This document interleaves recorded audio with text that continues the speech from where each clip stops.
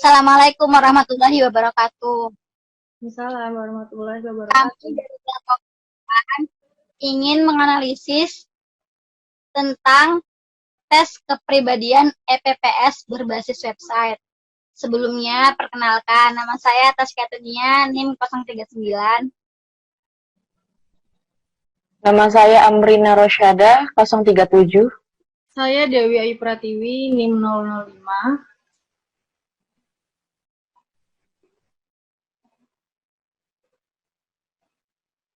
Di sini kami akan menganalisis sistem informasi manajemen pada aplikasi tes EPPS.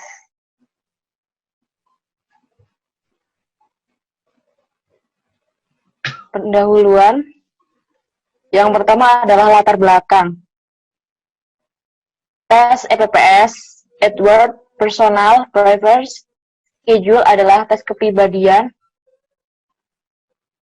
yang mengukur tingkat individu dalam 15 kebutuhan dan motivasi umum. Merupakan tes kepribadian dalam menyelesaikan tugas dengan aspek menerima, mempengaruhi, serta menimbang dan memutuskan hingga memperlakukannya terhadap tugas dan hubungan personal. Pada zaman modern ini, tes EPPS dilakukan dengan komputer karena meminimalisir kesalahan dalam perhitungan atau scoring tes EPPS.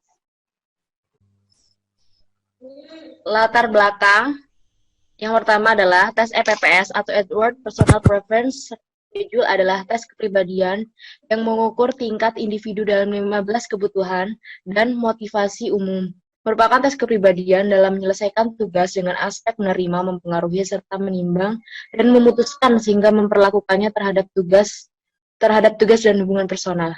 Pada zaman modern ini, tes EPPS dilakukan dengan komputer karena meminimalisir kesalahan dalam perhitungan scoring tes EPPS.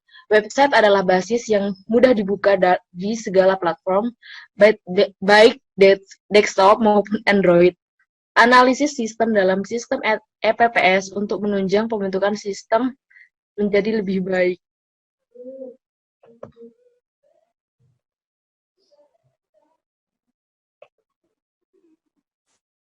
Salah. Iya.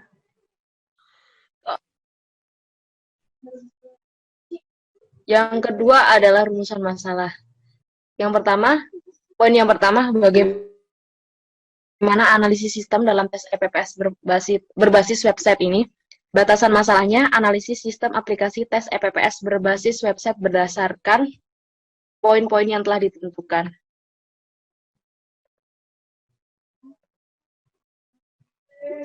Poin selanjutnya adalah tujuan. Tujuan dari pembuatan buku ini adalah untuk menghasilkan analisis sistem yang diterapkan pada sistem aplikasi tes EPPS berbasis website. Manfaat teoritis, memberikan kontribusi pada ilmu TI dan psikologi pada pengembangan alat tes. Manfaat praktis diharapkan agar pembukuan ini bermanfaat bagi subjek untuk mempermudah mengerjakan alat tes sehingga lebih menyenangkan dan menarik sesuai dengan analisis sistem yang telah dirincikan.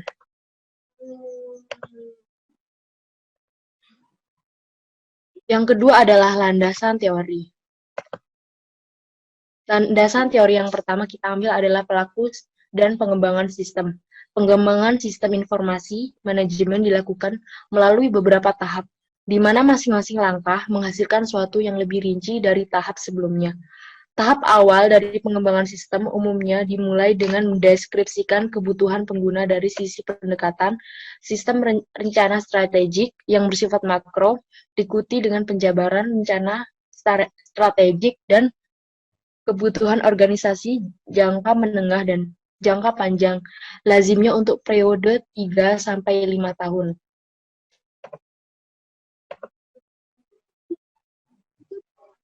Yang kedua, organisasi layanan informasi. Dapat kita lihat dari diagram tersebut, merupakan sistem informasi eksekutif, yang mana sistem informasi pemasaran, sistem informasi produksi, sistem informasi keuangan, sistem informasi sumber daya manusia, sistem informasi sumber daya informasi, yang mana terpusat pada satu sistem informasi. Sehingga eksekutif tersebut dapat mengakses ke 5 sistem informasi tanpa menghubungi tanpa menghubungi struktur organisasi bagian bawahnya. Yang ketiga adalah tingkat sistem informasi. Menurut piramid diagram, yang diagram dasar adalah TPS, Transaction Processing System, atau sistem proses transaksi. Yang kedua, Management Information System, sistem informasi manajemen. Di atasnya DSS, Decision Support System, atau sistem pendukung keputusan. Pada piramid puncak, yaitu Executive Information System, yaitu sistem informasi eksekutif, yang mana masing-masing dari bawah adalah pekerja, karyawan menengah, karyawan senior, dan eksekutif.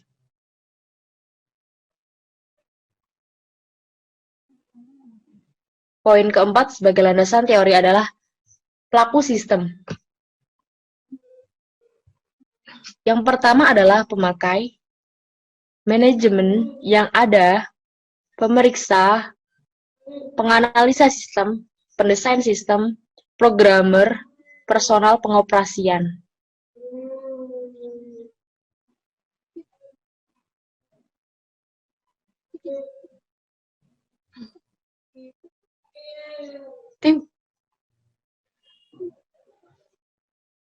Lalu ada sistem pengolahan transaksi.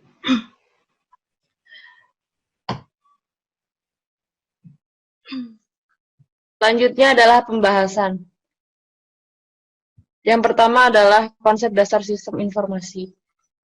Yang ada 6 komponen. Yang pertama adalah hardware, meliputi keyboard, komputer, touchscreen.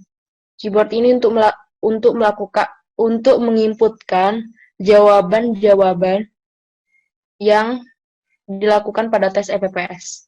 Komputer adalah sistem yang digunakan dalam melaksanakan tes EPPS karena tes ini berbasis website. Touchscreen jika kita ingin mengisi jawaban menggunakan platform Android. Yang kedua adalah software. Software yang digunakan pastinya adalah aplikasi tes kepribadian EPPS itu sendiri, yang mana berbasis web. Poin ketiga adalah database, berisi data pelanggan, dan sebagainya. Ya, yang keempat adalah JARCO, jaringan digunakan untuk tes, yaitu jaringan internet. Prosedurnya adalah langkah penggunaan tes. Dan selanjutnya adalah pengguna, yaitu user atau yang menggunakan software tes kepribadian EPPS tersebut. Selanjutnya yaitu komponen sistem informasi tes EPPS. Ada data, yaitu inputan. Inputannya itu jawabannya. Modelnya ya harus relevan. Terus diambil dari database karena sehingga tes itu bersifat lengkap. Dan dikeluarkan dalam bentuk output yaitu informasi, yaitu jawaban dari hasil tes tersebut berupa kepribadian yang kita miliki. Tepat waktu karena ini adalah sebuah teknologi karena berbasis website. Akurat karena ada pengendalian oleh administrator, sehingga tidak ada intervensi dari administrator lain.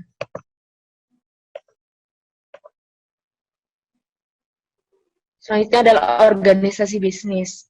Sistem informasi dikembangkan dan digunakan dalam organisasi-organisasi bisnis. Area-area bisnis dasar perusahaan adalah keuangan, sumber daya manusia, pelayanan, informasi, produksi, dan pemasaran. Sistem informasi eksekutif dirancang untuk digunakan oleh manajer tingkat strategis perusahaan dan 5 sistem informasi di tingkat lebih rendah dalam figur tersebut, mencakup kebutuhan informasi dari area-area bisnis. organisasi layanan informasi, aplikasi tes kepribadian berbasis website ini menggunakan layanan informasi yang menguraikan unit akses untuk user. Selanjutnya, ada spesialis informasi dalam sistem kepribadian EPPS ini. Yang pertama adalah administrator basis data, webmaster, yang 3 programmer. Administrator basis data itu administrator yang mengolah database aplikasi ini. Webmasternya adalah yang menangani website ini, dan programmernya adalah yang melakukan perancangan website ini. Komputasi penggunaan akhir dimulai dari administrator yang butuh dukungan pengguna atau pelanggan dalam menggunakannya dan dikomunikasikan oleh komputer yang menghubungkan antara administrator dengan pengguna dalam bentuk interface.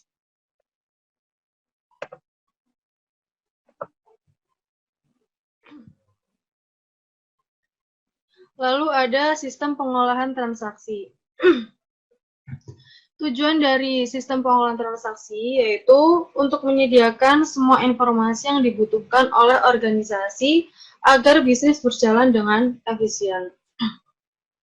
Perangkat keras yang dibutuhkan dalam sistem pengolahan transaksi pada penggunaan dan pengelolaan aplikasi tes kepribadian EPPS yaitu ada mouse, ada keyboard, ada touchscreen.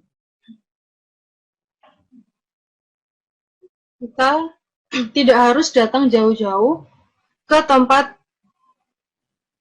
pengetesan, tapi kita bisa melakukannya dengan online dengan sebuah website. Model sistem pengolahan transaksi dan sistem fungsionalnya. Di sini tersedia data transaksi, di mana Screen. ada sistem pengolahan transaksi, di mana Udah direkam belum? Selanjutnya ada sistem pengolahan transaksi, di mana tujuan dari sistem pengolahan transaksi yaitu untuk menyediakan semua informasi yang dibutuhkan oleh organisasi agar bisnis berjalan dengan baik dan efisien. Pada aplikasi tes kepribadian ini, ya Allah, aku kok grogi. Pada aplikasi tes kepribadian berbasis website ini memiliki cara pemrosesan sistem pengolahan transaksi secara online, di mana tidak ada penundaan pemrosesan. Setiap transaksi terjadi, segera dibukukan. Dengan demikian, data selalu dalam keadaan mutakhir. Di sini ada model sistem pengolahan transaksi dan sistem fungsionalnya.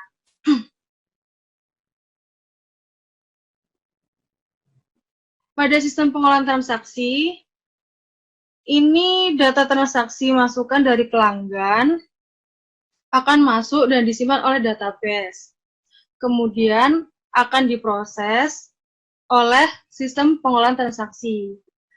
Terus lalu dijadikan laporan, dan laporan ini ditujukan untuk pelanggan, penyewa iklan, tamu, administrator. Bisa diakses oleh mereka. Nah, di sini pengunjung hanya bisa melakukan tes, tapi tidak bisa mendapatkan sertifikat sebagai bentuk laporan.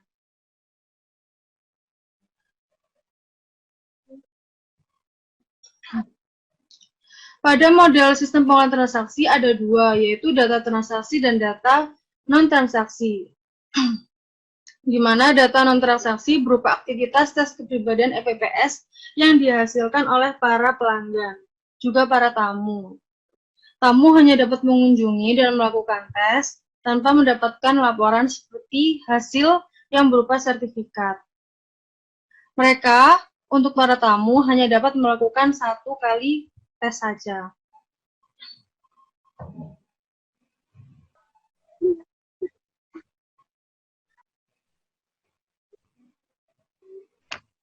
Dasar manajemen. 5 main resource. Man di sini personal, dalam hal ini man adalah user yang menjalankan aktivitas pada tes EPPS. Ada material, yang mana material itu adalah fitur dari quest, pelanggan, serta administrator. Untuk machines dalam hal ini yang berperan sebagai mesin adalah web online yang membantu kinerja dari user. Lalu ada money. Money itu adalah uang, merupakan tools dengan tujuan karena segala sesuatu harus diperhitungkan secara rasional. Dan hal ini berhubungan dengan berapa uang yang harus disediakan untuk membiayai gaji tenaga kerja, alat-alat yang dibutuhkan, harus dibeli, serta berapa hasil yang akan dicari dari suatu organisasi. Ada information, di mana information ini adalah data yang diolah menjadi bentuk yang sangat berguna untuk membuat keputusan. Dalam hal ini, informasi sangat berguna bagi user untuk melakukan tes EPPS. Siapa itu user? User adalah managers, non-managers, persons, and organization in the firm environment. Management function. Planning. Planning ini merupakan perencanaan, yaitu proses terpenting dari semua fungsi manajemen, karena tanpa perencanaan, fungsi-fungsi lainnya tidak dapat berjalan. Organizing, yaitu dilakukan dengan tujuan besar menjadi kegiatan-kegiatan yang lebih kecil. Khususnya lebih diintegrasikan agar bisa mencapai suatu kegiatan yang berjalan dengan lancar. Lalu ada staffing. Staffing merupakan salah satu fungsi manajemen berupa penyusunan personalia pada instansi tes EPPS sejak dari merekrut tenaga kerja. Pengembangannya sampai dengan usaha agar setiap tenaga kerja memberi daya guna yang maksimal. Lalu ada directing. Directingnya adalah suatu tindakan untuk mengusahakan agar semua anggota kelompok berusaha untuk mencapai sasaran sesuai dengan perencanaan manajerial dan usaha. Dan yang terakhir ada controlling, yaitu salah satu fungsi manajemen yang berupa mengadakan penilaian. Lanjut.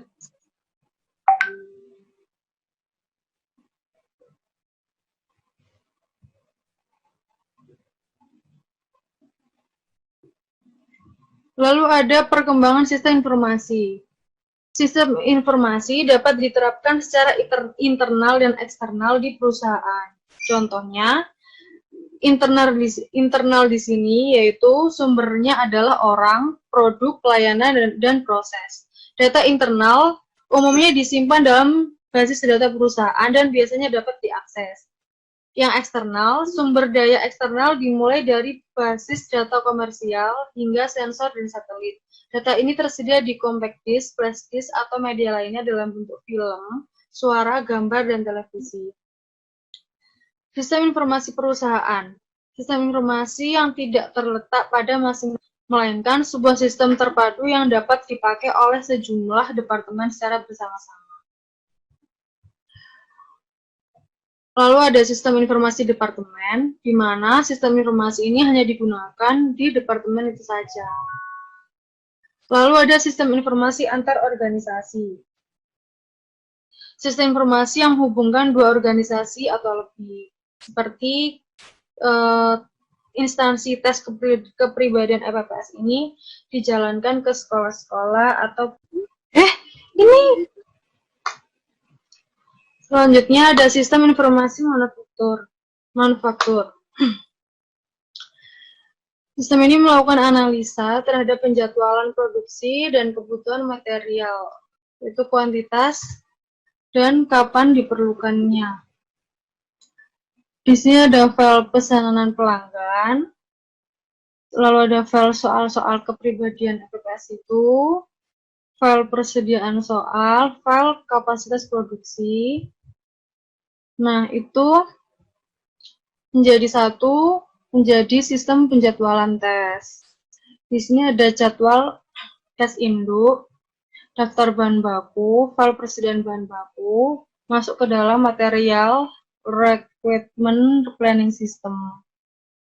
Terus masuk ke dalam jadwal pengetesan terencana. Nah, di sini terdapat laporan perencanaan, laporan kinerja, laporan pengecualian, dan perubahan pesanan terencana. Lanjut.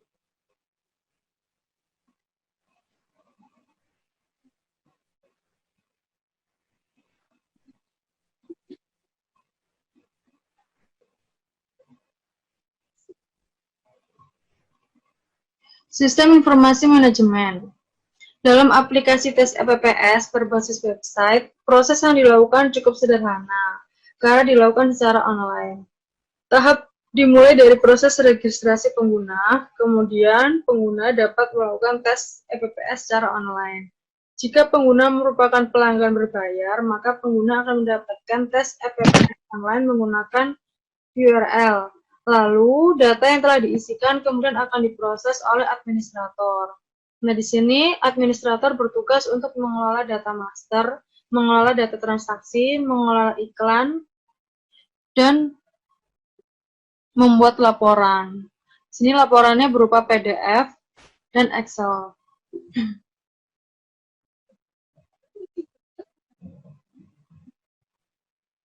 Sistem informasi manajemen menghasilkan informasi yang digunakan untuk membuat keputusan dan juga membantu menyatukan beberapa fungsi informasi bisnis yang sudah terkomputerisasi seperti pada bagian di bawah ini.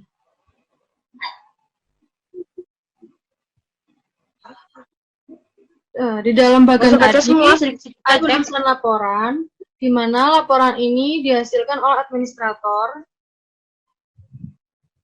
dengan model grafik statistik. Nah, laporan periodik ini merupakan laporan yang disiapkan sesuai jadwal tertentu. Gunanya yaitu supaya kita mengetahui, jadi dari data tersebut kita dapat melihat bahwa dalam bulan Januari itu terdapat 155 user, Februari terdapat 408 user, dan lain-lain. Nah, dengan adanya laporan statistik setiap bulan tersebut, kita dapat mengetahui perkembangan jumlah user dan lain-lainnya. Nah, dalam aplikasi tes APPS berbasis website ini, seperti pada bagian sebelumnya, database ini berisi data yang disediakan oleh sistem pengelola transaksi. Lalu, isi database digunakan untuk menghasilkan laporan periodik dan khusus. Dalam hal ini, jumlah user atau pengguna digunakan untuk membuat laporan periodik. Nah, outputnya seperti ini.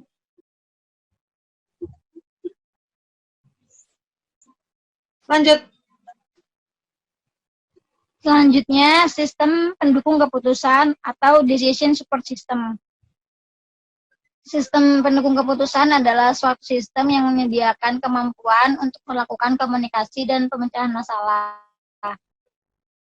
Tujuan dari sistem pendukung keputusan ini ialah membantu manajer membuat keputusan untuk memecahkan masalah semi terstruktur.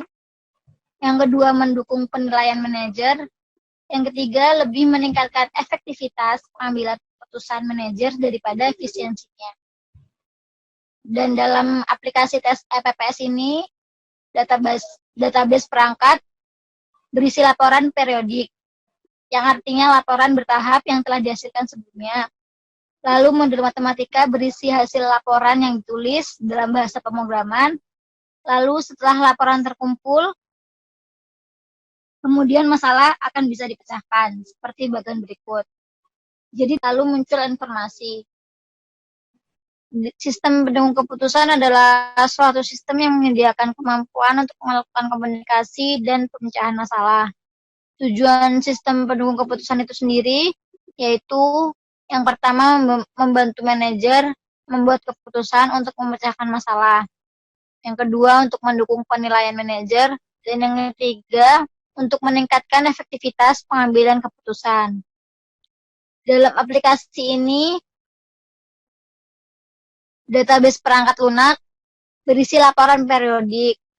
Laporan periodik itu laporan bertahap yang telah dihasilkan sebelumnya. Lalu model matematika berisi hasil laporan yang ditulis dalam bahasa pemrograman. Lalu setelah itu laporan terkumpul, kemudian masalah akan bisa dipecahkan. Pemodelan DSS. Pemodelan DSS terdiri dari beberapa jenis teknik yang dapat digunakan, misalnya simulasi, optimasi, OLAP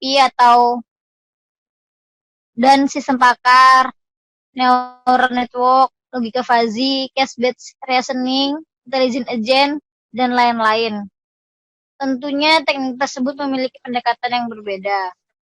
Dan dalam tes aplikasi EPPS berbasis website ini terdapat beberapa masalah yang harus diselesaikan. Misalkan tampilan yang kurang menarik, masalah registrasi dan login, penurunan angka pengguna tiap bulan, dan lain-lain. Maka pengambilan keputusan perlu dilakukan. Selanjutnya, model computer-based information system.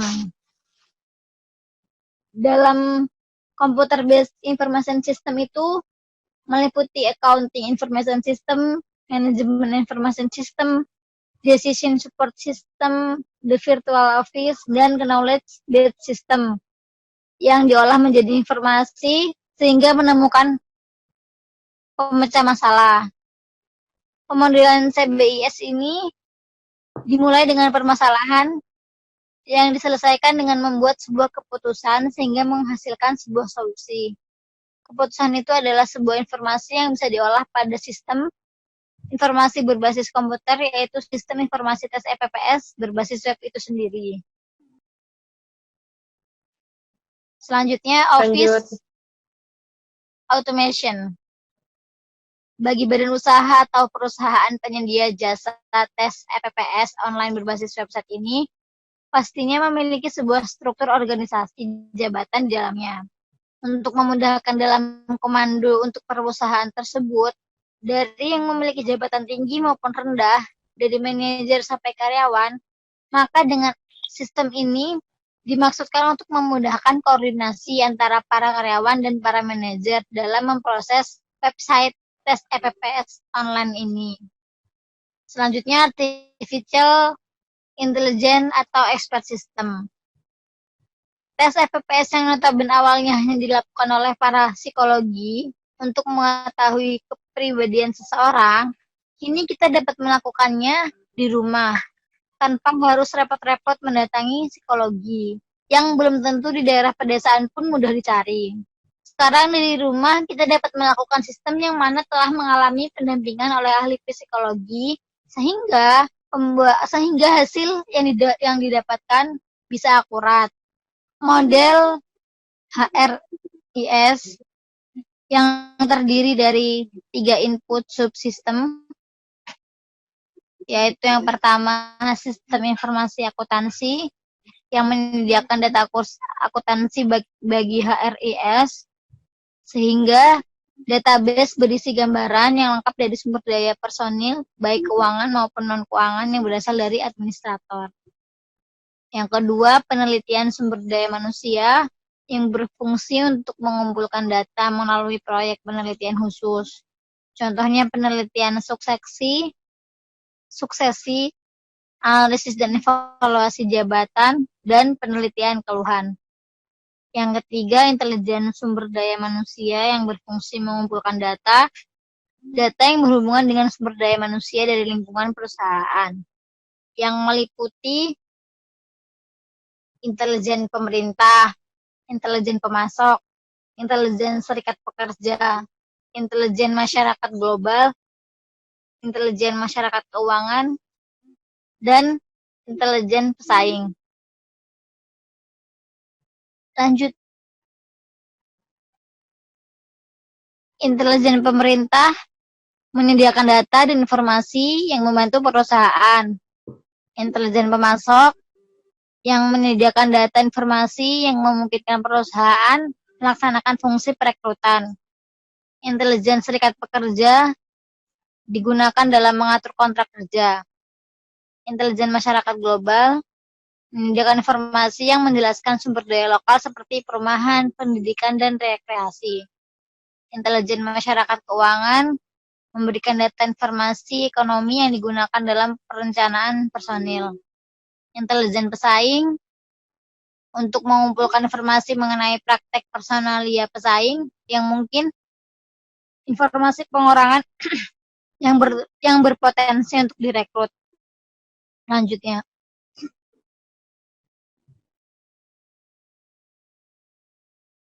Selanjutnya output HRIS terdiri dari 6 subsistem, yaitu pertama subsistem perencanaan kerja, merupakan informasi yang dibutuhkan oleh manajer untuk merencanakan kebutuhan tenaga kerja.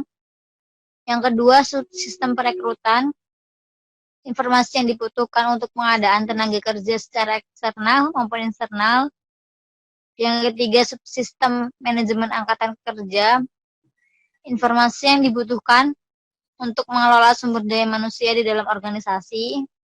Yang keempat, subsistem tunjangan, informasi tentang penggajian dan kompensasi yang meliputi kehadiran dan jam kerja, perhitungan gaji dan bonus, analisis kompensasi, dan perencanaan kompensasi.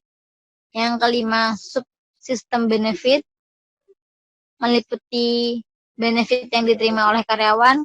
Benefit berbeda dengan kompensasi.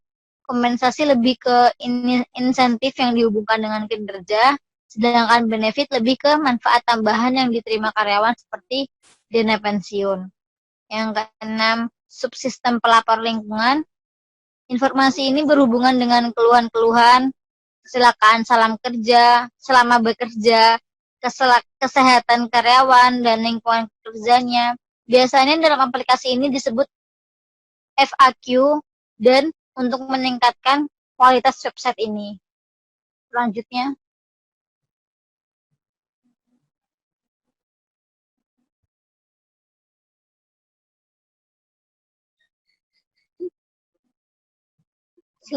sistem informasi geografis adalah suatu sistem yang mengumpulkan dan memelihara data yang berisi sumber daya manusia, yang mengubah data tersebut menjadi informasi dan melaporkan informasi tersebut kepada pemakainya. Komponen yang digunakan ada hardware. Bagi pengguna, dalam menginputkan titik koordinat kita dapat memilih menggunakan mouse maupun diinputkan dengan angka menggunakan keyboard. Sistem informasi geografis ini pada aplikasi tes EPPS ini menerapkan aplikasi peta saat melakukan registrasi dalam menentukan alamat yang pasti atau titik koordinat rumah wilayah tempat tinggal agar alamat yang dimasukkan ke dalam aplikasi tepat. Selanjutnya,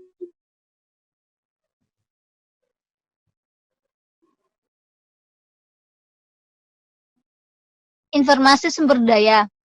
Kegiatan utama sumber daya manusia yang pertama, perekrutan dan penerimaan atau recruiting dan hiring. SDM ini membantu menerima pegawai baru dalam perusahaan di dalam sistem yang mengelola dan penyedia jasa tes kepribadian online ini. SDM selalu mengikuti perkembangan terakhir dalam peraturan pemerintah yang mempengaruhi praktek kepegawaian dan menasihati manajemen untuk menentukan kebijakan yang sesuai. Yang kedua, pendidikan dan pelatihan. Jadi selama periode kepegawaian seseorang, SDM dapat mengatur berbagai program pendidikan dan pelatihan yang diperlukan untuk meningkatkan pengetahuan dan keahlian kerja pegawai dalam menjaga keberlangsungan adanya tes EPPS online ini. Yang ketiga, manajemen data. SDM menyimpan database yang berhubungan dengan pegawai dan memproses data tersebut untuk memenuhi kebutuhan informasi pemakai. Agar keakuratan dan kelengkapan pada tes EPPS ini lengkap. Penghentian dan administrasi tunjangan. Selama seseorang dipekerjakan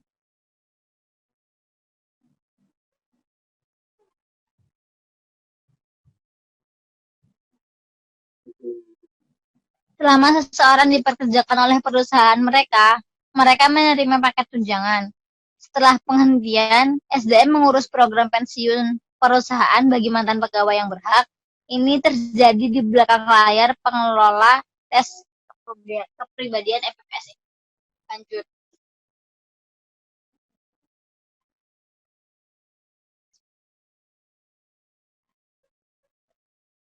Selanjutnya kita ke bab 4 yaitu tampilan aplikasi. Serak.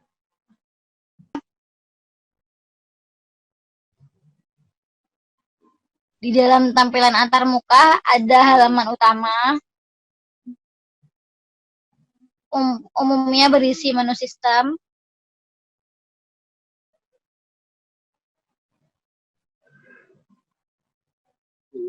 Selanjutnya ada halaman tentang, biasanya menceritakan histori pembuatan tes EPPS itu sendiri.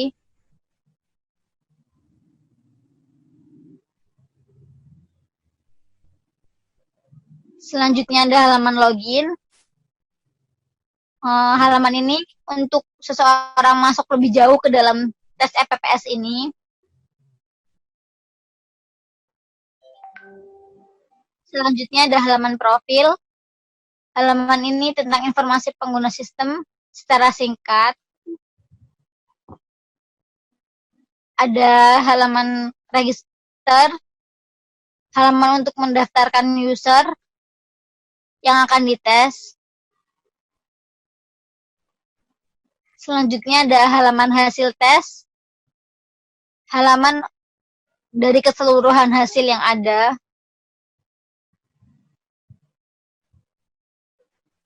Selanjutnya ada halaman jawaban, halaman yang menampilkan jawaban-jawaban dari perhitungan tes T atau psikolog itu sendiri. Selanjutnya adalah halaman tes EPPS, halaman yang dipakai oleh tester untuk menjawab pilihan yang telah disediakan secara langsung.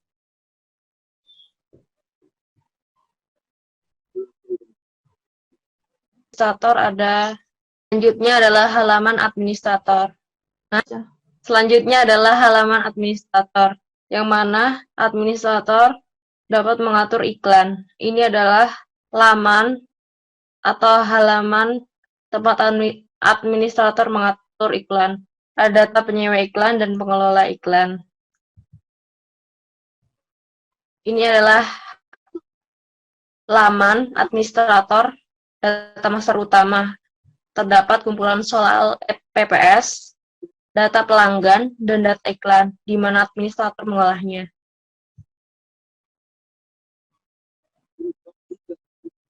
Laman data pembayaran pelanggan. Data pembayar pelanggan,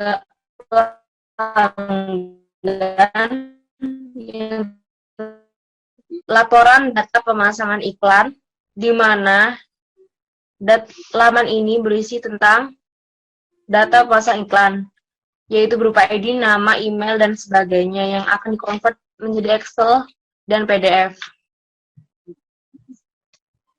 Ini adalah laman pengelola iklan, di mana para penyewa iklan akan diisikan data dirinya dan kategori iklan yang akan dipasang pada laman aplikasi kepribadian EPPS berbasis web.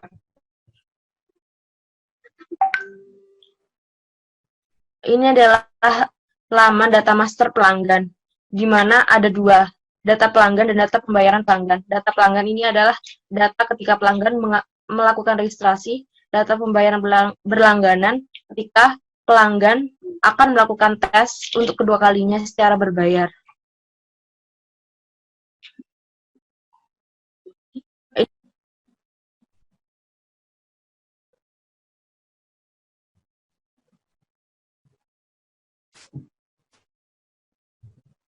Berdasar dari pembahasan di atas, pada slide-slide sebelumnya, disimpulkan bahwa sistem informasi dikembangkan dan digunakan dalam organisasi-organisasi bisnis. Area-area bisnis dasar perusahaan adalah keuangan, sumber daya manusia, layanan informasi, produksi, dan pemasaran. Adapun pengguna dan pengembang sistem informasi manajemen pada aplikasi tes EPPS berbasis web, yaitu sebagai berikut, yaitu ada organisasi bisnis, sumber daya informasi, spesialis informasi, analisis sistem, administrator basis data, webmaster, programmer, dan operator. Di tes EPPS, awalnya hanya dilakukan oleh para psikolog untuk mengetahui kepribadian seseorang. Kini, kita dapat melakukan tes EPPS di rumah atau online tanpa harus mendatangi psikolog yang belum tentu ada di daerah pedesaan dan belum tentu mudah dicari. Nah, sekarang dari rumah ini kita dapat melakukan tes EPPS dengan mudah.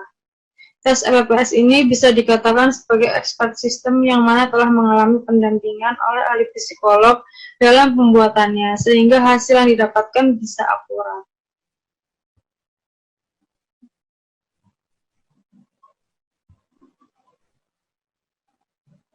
Berdasar analisis dan pembahasan mengenai aplikasi tes EPPS berbasis web ini, maka dapat diberikan beberapa saran, yaitu pertama, aspek materi bacaan sistem tes EPPS ini sebaiknya ditulis secara lengkap dan mendetail, supaya pembaca atau user tidak bertanya-tanya dengan tulisan yang dibaca.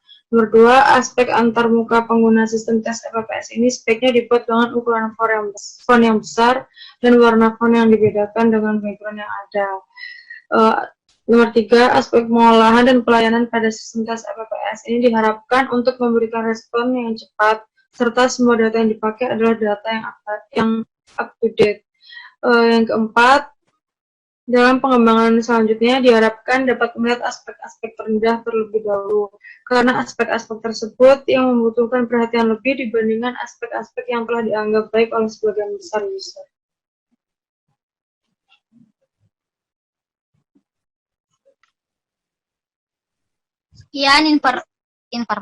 Sekian presentasi dari kami. Segala salah dan kurang mohon maaf. Wassalamualaikum warahmatullahi wabarakatuh. Waalaikumsalam warahmatullahi wabarakatuh.